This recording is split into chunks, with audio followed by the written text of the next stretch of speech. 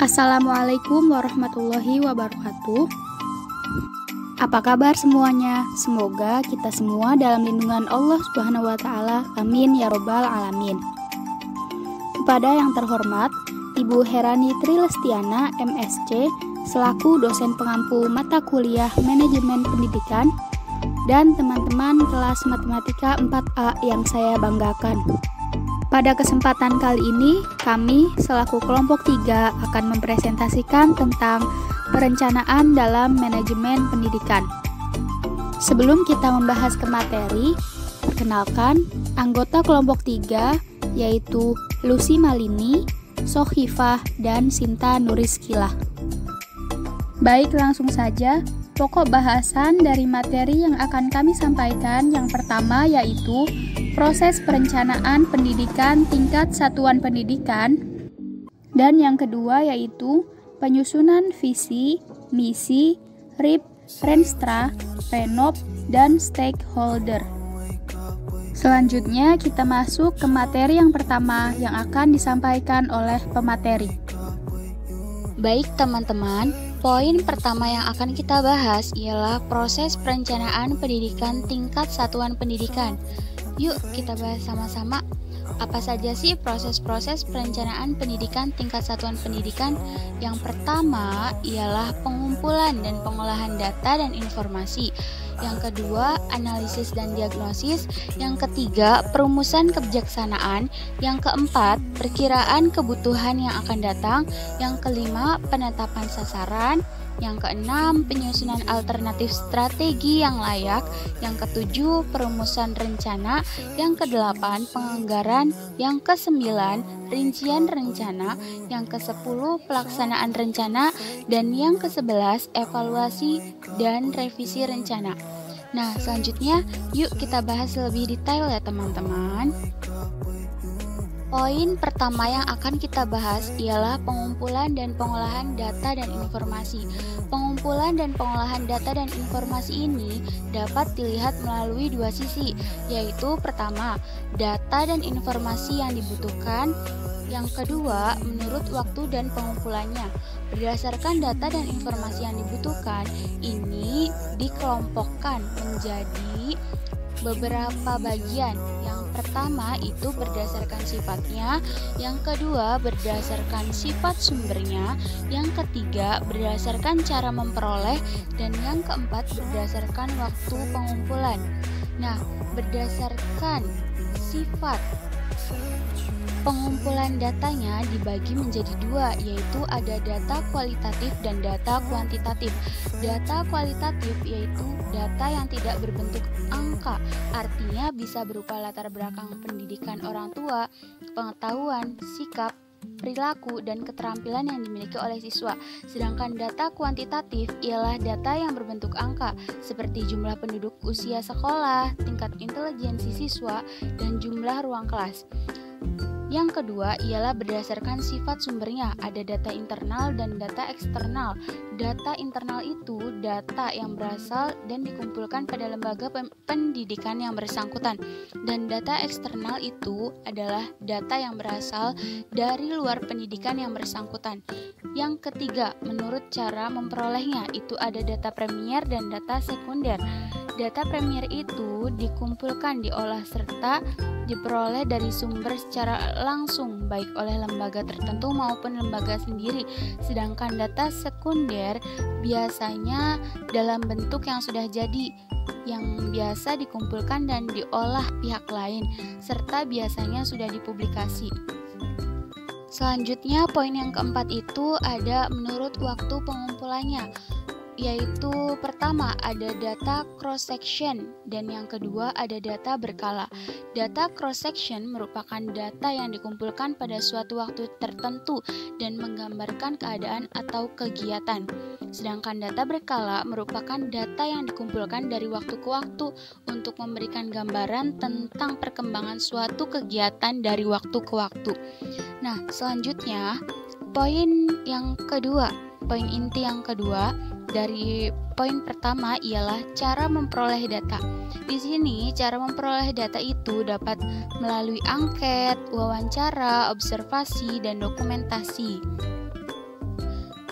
Selanjutnya, proses perencanaan pendidikan tingkat satuan pendidikan yang kedua ialah analisis dan diagnosis.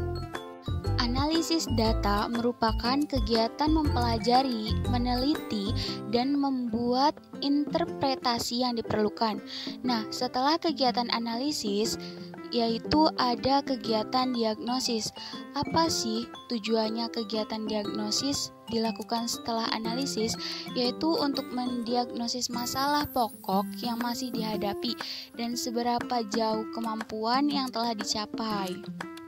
Selain itu, tujuan diadakannya analisis ialah untuk mendiagnosis potensi serta prospek yang masih bisa dikembangkan di masa yang akan datang. Proses yang ketiga ialah perumusan kebijaksanaan.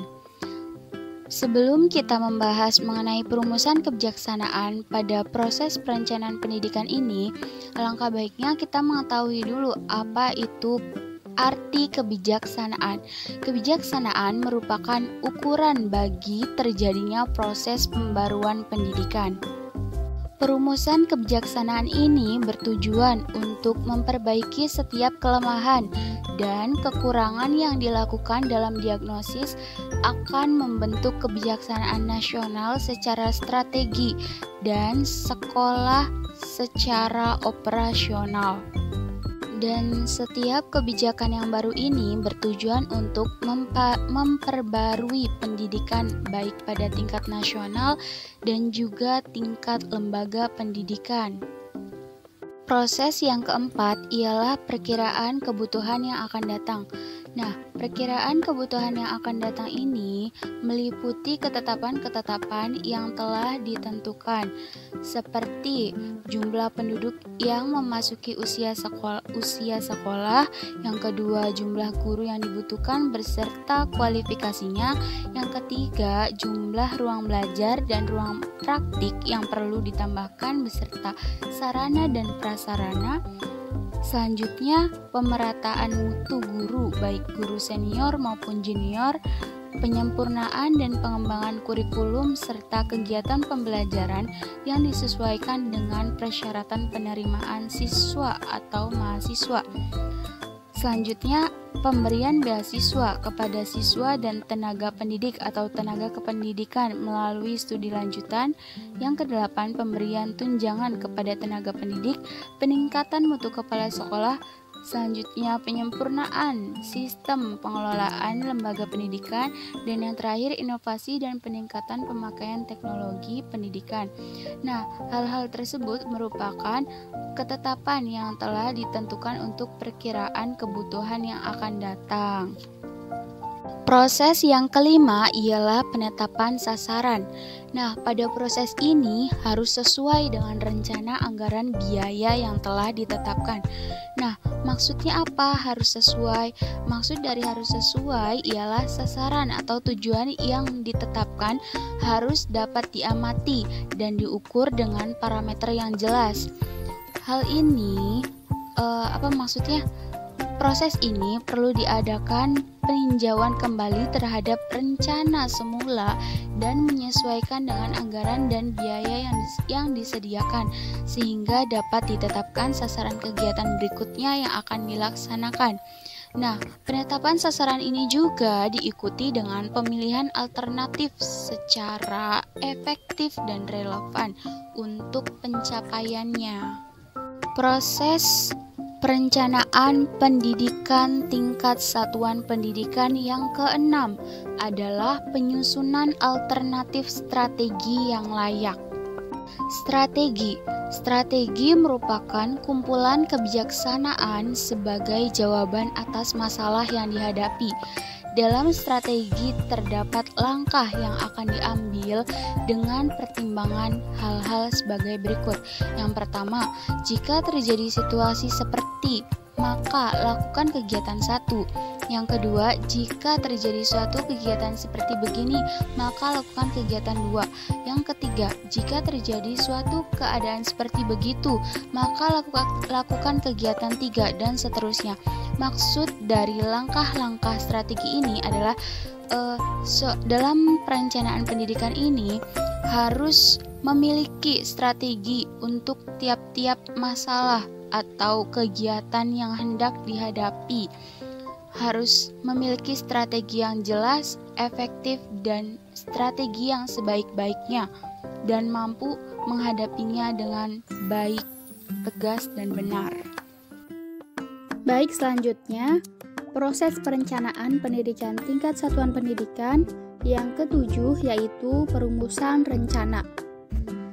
Perumusan rencana yaitu usaha menentukan tujuan, kegiatan, serta sasaran yang akan dicapai jangka waktu tertentu, perkiraan biaya yang diperlukan mencapai sasaran yang ditetapkan, aspek pelaksanaan, serta penjadwalan kegiatannya. Perencanaan ini pada tingkat satuan pendidikan telah mendapat persetujuan dari komite sekolah dan dimintakan persetujuan dinas atau subdinas. Tujuan dari perencanaan tingkat satuan pendidikan pada substansinya meliputi 2 aspek, yaitu yang pertama merupakan penyajian serangkaian rencana keputusan untuk disetujui komite sekolah dan dinas atau subdinas. Kemudian disetujui pendidikan atau kantor departemen agama. Kemudian yang kedua yaitu mempersiapkan pola kegiatan secara matang bagi berbagai bidang kerja yang bertanggung jawab untuk melaksanakan kebijakan. Kemudian proses yang ke-8 yaitu penganggaran. Perencanaan pendidikan tingkat satuan pendidikan harus mengetahui sumber pembiayaan yang berasal dari pemerintah. Sedangkan pada sekolah swasta hanya mengandalkan dari sumbangan pengembangan pendidikan dari siswa maupun subsidi pemerintah. Anggaran tingkat satuan pendidikan dialokasikan untuk kegiatan rutin belajar mengajar maupun kegiatan pengembangan baik fisik, akademik, peningkatan pelayanan kepada siswa, maupun peningkatan kesejahteraan personel yang ada di sekolah. Kemudian proses yang ke-9 yaitu rincian rencana. Yang pertama yaitu penyusunan program. Penyusunan program membagi rencana dalam kelompok kegiatan. Pembagian rencana dalam kelompok bertujuan agar satuan kegiatan menjadi semakin jelas baik sasaran, pelaksanaan, hasil yang diharapkan di jadwal, dan sarana biaya yang diperlukan. Kelompok kegiatan sebagai bagian dan rencana harus saling menunjang dan bermuara untuk mencapai tujuan yang ditetapkan. Yang kedua, identifikasi dan perumusan proyek. Setiap kelompok kegiatan merupakan suatu unit kegiatan dari suatu program yang dilakukan untuk keperluan memudahkan pelaksanaan dan perhitungan pembiayaan. Unit program disebut dengan proyek dalam suatu program merupakan alat dari program yang telah dibuat dan saling menunjang dalam mencapai tujuan program. Selanjutnya, proses yang ke-10 yaitu pelaksanaan rencana. Perencanaan pendidikan akan dilaksanakan apabila masing-masing proyek telah disahkan untuk diimplementasikan dalam tataran praktik. Dalam hal pelaksanaan, proses perencanaan menyatu dengan proses manajemen dari usaha pendidikan nasional maupun pada tingkat satuan pendidikan. Keberhasilan pelaksanaan operasional tergantung pola operasional yang dikembangkan. Pola operasional yang baik memiliki ciri tujuan dirumuskan secara jelas. Hasil diharapkan konkret, mudah diobservasi dan diukur, memiliki jaringan kerja, menggunakan pendekatan sistem, serta memiliki mekanisme perencanaan. Dan proses yang ke-11 yaitu evaluasi dan revisi rencana. Evaluasi terhadap perencanaan pendidikan harus dilakukan mulai proses perencanaan sampai pelaksanaannya. Evaluasi atau penilaian terhadap perencanaan pendidikan memiliki tujuan yang bersifat khusus, diantaranya yang pertama menyoroti kelemahan perencanaan, antara lain sasaran yang tidak realistis, biaya tidak memadai, alokasi anggaran, dan kegiatan per tahun yang tidak cocok. Untuk selanjutnya diadakan perbaikan, baik pada saat perencanaan maupun pelaksanaan. Yang kedua, melakukan diagnosis terhadap mata rantai kegiatan atau peristiwa dalam siklus perencanaan dan memberikan dasar untuk menyusun kembali rencana yang sudah dibuat dan menjadikan siklus awal dari perencanaan berikutnya. Kemudian yang ketiga yaitu melihat dampak pelaksanaan rencana yang sudah dilakukan dalam bentuk kegiatan. Misalkan, apakah terjadi peningkatan implementasi terhadap kurikulum tingkat satuan pendidikan setelah diadakan sosialisasi dan penataran terhadap guru mengenai kurikulum tingkat satuan pendidikan. Bismillahirrahmanirrahim. Saya Lucy Malini. Di sini saya akan menjelaskan mengenai penyusunan visi, misi, RIP atau rencana induk pengembangan sekolah, Renstra atau rencana strategi sekolah, Renop atau rencana operasional program sekolah, dan stakeholder. Baik, untuk yang pertama yaitu penyusunan visi. Apa sih yang dimaksud dengan visi itu? Visi adalah keinginan dan pernyataan moral yang menjadi dasar atau rujukan dalam menentukan arah dan kebijakan pimpinan dalam membawa gerak langkah organisasi menuju masa depan yang lebih baik, sehingga eksistensi organisasi dapat diakui oleh masyarakat. Visi merupakan gambaran tentang masa depan atau future yang realistik dan ingin diwujudkan dalam kurun waktu tertentu. Visi yang tepat bagi suatu instansi pemerintah akan menjadi akselerator atau percepatan kegiatan instansi yang bersangkutan, meliputi rencana strategis dan kinerja tahunan. Dengan adanya rumusan visi dalam sebuah organisasi, baik itu perusahaan atau korporasi, pabrikan maupun sekolah, maka akan mendorong para manajer, unsur pimpinan perusahaan, maupun kepala sekolah untuk mengarahkan semua kegiatan organisasi sesuai visi yang telah disepakati dan dirumuskan bersama. Penyusunan visi di sekolah dapat dijelaskan sebagai berikut. Yang pertama, merupakan tujuan yang akan dicapai dalam kurun waktu tertentu. Kedua, menjadi dasar program pokok sekolah atau madrasah. Tiga, rumusan tersebut menekankan pada mutu layanan kepada siswa dan mutu lulusan atau output. Empat, memuat pernyataan umum dan khusus yang berkaitan dengan program sekolah. 5. Visi dirumuskan berdasarkan masukan dari segenap pihak yang terkait dan diputuskan dalam rapat Dewan Guru yang dipimpin oleh kepala sekolah. 6. Disosialisasikan kepada warga sekolah dan segenap stakeholder. 7. Visi tersebut dapat ditinjau dan dirumuskan kembali secara berkala sesuai dengan perkembangan dan tantangan kehidupan di tengah masyarakat. Nah, setelah kita membahas visi, yang selanjutnya yaitu penyusunan misi. Apa sih yang dimaksud misi itu? Misi adalah suatu yang harus dilakukan oleh organisasi agar tujuan organisasi atau korporasi maupun sekolah dapat terlaksana dan berhasil baik. Suatu hal yang perlu diperhatikan dalam menyusun misi yaitu mencukupi beberapa persyaratan yang berupa pertanyaan. Sekurangnya pertanyaan ini ada 3. Di antaranya yaitu apa yang akan dilakukan, untuk siapa kita melakukan, dan bagaimana kita melaksanakannya. Sedangkan tujuan dari perumusan misi merupakan pangkal dari perencanaan dan suatu strategi sebuah organisasi. Misi suatu organisasi akan menggiring penentuan tujuan dan sasaran yang akan dicapai oleh organisasi.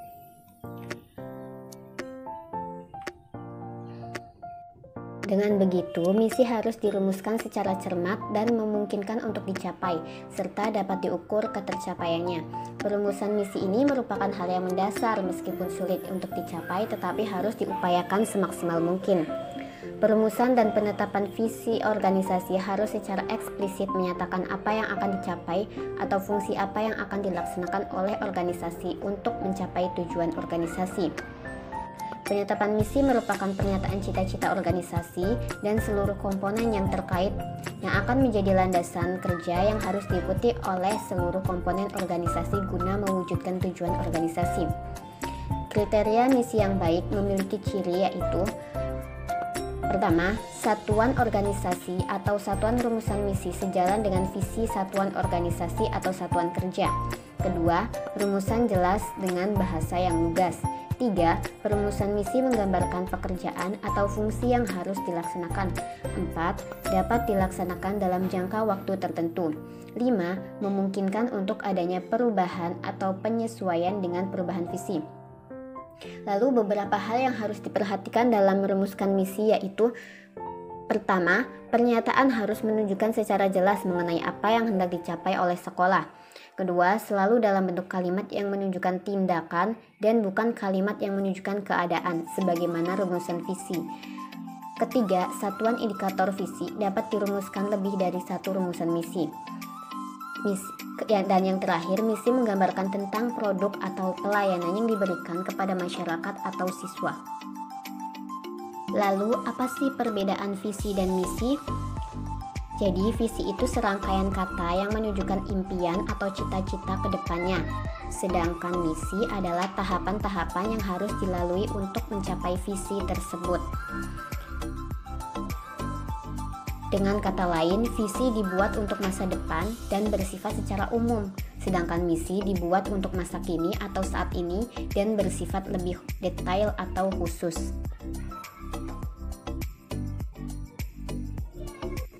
Baik, materi yang ketiga yaitu Rencana Induk Pengembangan Sekolah atau RIPS.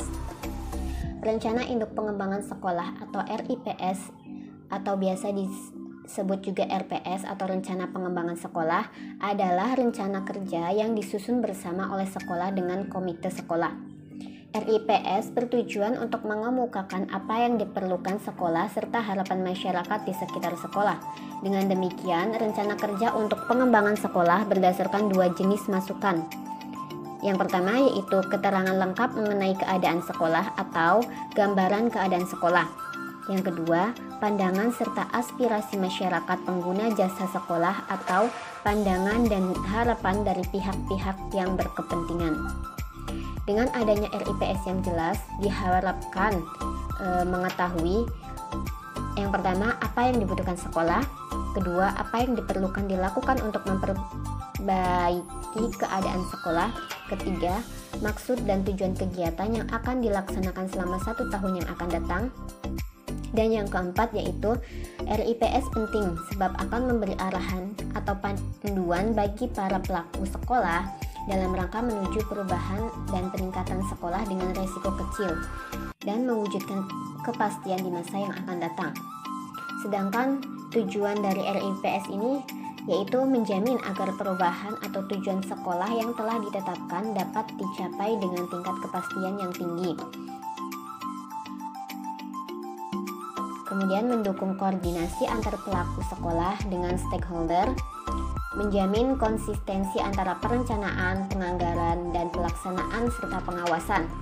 Kemudian mengoptimalkan partisipasi warga sekolah dan masyarakat. Dan yang terakhir itu menjamin tercapainya penggunaan sumber daya secara efisien, efektif, berkeadilan, dan berkelanjutan. Pada umumnya RIPS ini berbentuk sebuah buku di mana di dalamnya itu berisi tentang visi, misi, dan tujuan sekolah, strategi pencapaian program, beberapa kunci sukses program, indikator keberhasilan, dan identifikasi fungsi atau analisis SWOT. Dengan adanya RIPS atau RPS ini, maka kegiatan dan program sekolah yang merumuskan bersama dengan para pelaku sekolah dan stakeholder akan berjalan seiring guna memajukan dan meningkatkan mutu sekolah yang merupakan cita-cita dan harapan para orang tua dan dinas terkait untuk mewujudkan sekolah bermutu dan berorientasi kepada kepuasan pelanggan. Materi yang selanjutnya yaitu rencana strategi atau renstra sekolah. Rencana strategi dalam teori manajemen sering disebut dengan istilah manajemen strategi. Konsep manajemen strategi pada umumnya digunakan di dunia bisnis. Dalam sistem manajemen modern, implementasi konsep tersebut sering digunakan istilah rencana strategis, yaitu rencana strategi yang direncanakan atau irisan sesuai dengan kondisi lingkungan. Beberapa ahli manajemen mendeskripsikan pengertian strategi seperti Argris, yang menyatakan bahwa strategi adalah respons secara terus-menerus maupun adaptif terhadap peluang dan ancaman eksternal, serta kekuatan dan kelemahan internal yang dapat mempengaruhi organisasi. Sedangkan menurut Porter, strategi adalah alat yang sangat penting untuk mencapai keunggulan bersaing. Adapun menurut Andrews, strategi adalah kekuatan motivasi untuk stakeholder, manajer, karyawan, konsumen, komunitas, baik secara langsung maupun tidak langsung menerima keuntungan atau biaya yang ditimbulkan oleh semua tindakan yang dilakukan. Dari beberapa definisi tersebut, dapat disimpulkan bahwa strategi itu mengandung arti tujuan jangka panjang untuk mencapai keunggulan bersaing atau respon yang adaptif terhadap kondisi yang akan datang, atau juga kegiatan terus-menerus yang selalu meningkat dan bisa jadi berorientasi pada kepuasan customer atau pelanggan. Jika dilihat dari sisi waktu, Renstra merupakan perencanaan jangka panjang dan bersifat garis-garis besar yang strategis dan umum. Misalnya rencana untuk menjangkau 20-30 tahun, perencanaan jangka menengah yang prioritasnya yaitu 3-5 tahun. Keuntungan adanya perencanaan ini yaitu yang pertama adanya perencanaan tujuan menjadi jelas, objektif dan rasional, serta pencapaian dapat terukur. Kedua, perencanaan menjadikan semua aktivitas menjadi terarah, teratur, ekonomis sehingga dapat tercapai efisiensi. Dan keuntungan yang ketiga yaitu perencanaan dapat memperkecil risiko yang dihadapi organisasi maupun korporasi atau sekolah. Selanjutnya yaitu rencana operasional program sekolah atau disingkat RENOP. Perencanaan operasional sekolah merupakan bagian dari rencana strategis atau Renstra yang tadi.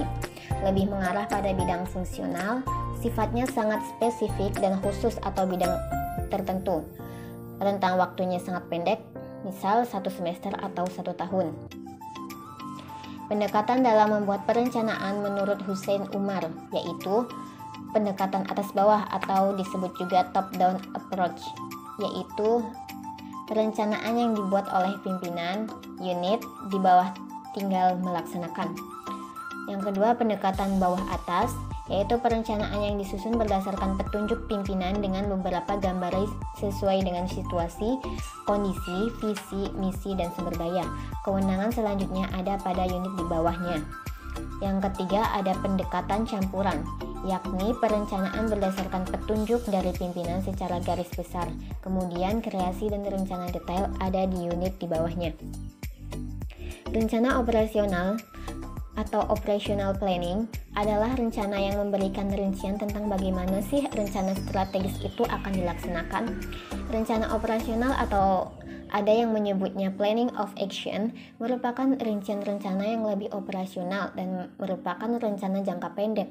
Rencana operasional disusun oleh unit atau staf yang ada dalam struktur organisasi sekolah, mengacu pada program yang relevan.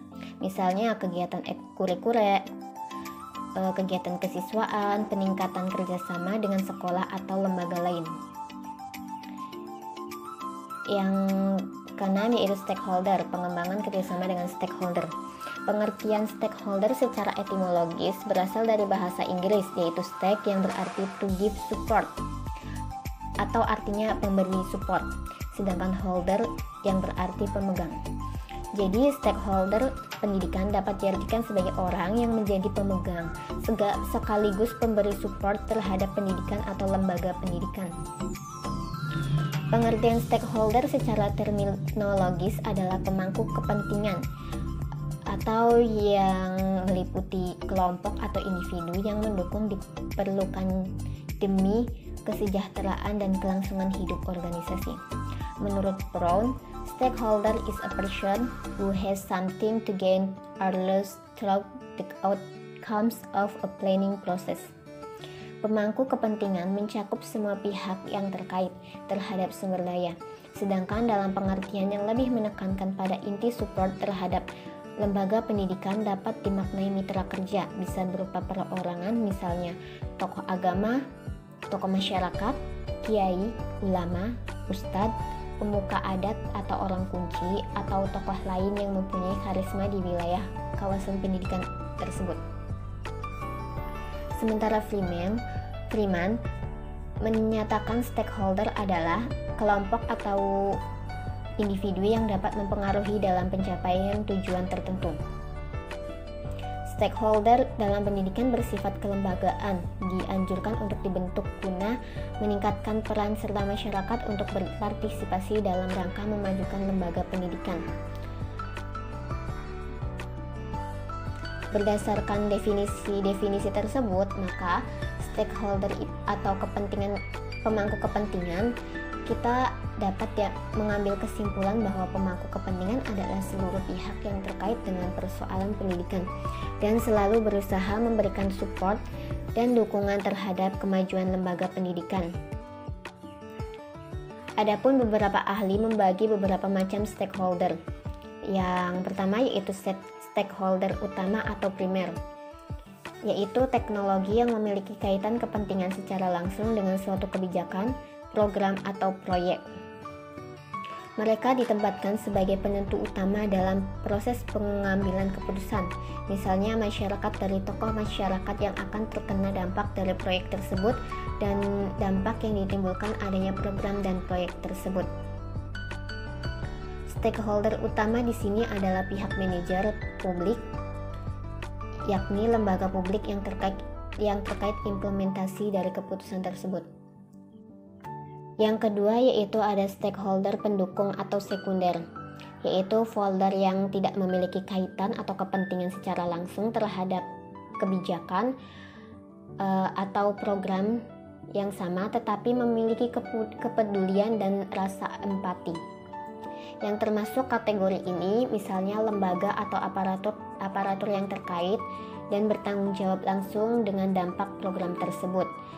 Lembaga swadaya masyarakat atau LSM, perguruan tinggi yang paham tentang program tersebut, badan usaha terkait, persatuan orang tua murid, komite sekolah, pengurus yayasan pengelola pendidikan.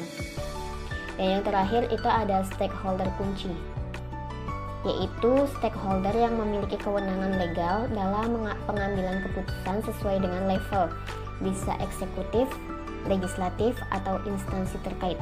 Misalnya pemerintah kabupaten, DPRD kabupaten, dinas terkait yang menangani proyek. Sedangkan komponen stakeholder pendidikan antara lain masyarakat lokal, di mana lembaga pendidikan itu berada, orang tua peserta didik yang punya kepentingan terkait mutu pendidikan, dan pengelola profesi pendidikan atau organisasi profesi kependidikan negara yang terkait dengan man, material, dan money. Terima kasih kepada teman-teman yang telah menyimak video kami. Kurang dan lebihnya kami mohon maaf. Wassalamualaikum warahmatullahi wabarakatuh.